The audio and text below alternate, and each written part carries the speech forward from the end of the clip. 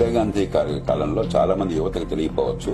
1973-74 కాలంలో ఆదాయ పన్ను ఎంతో తెలుసా భరత్? 30 ఉండదు. 2 లక్షల రూపాయల ఆదాయం దాటితే ఆ పైన వచ్చే ప్రతి ₹1,00,000కి జాగ్రత్తగా వినండి, 97,750 ఆదాయ పన్ను. అంటే దాదాపు 85% ఆదాయ పన్ను, ఆ పైన 15% సర్చార్జ్ 85 మీద. 85 మీద 15 అంటే ₹12.75.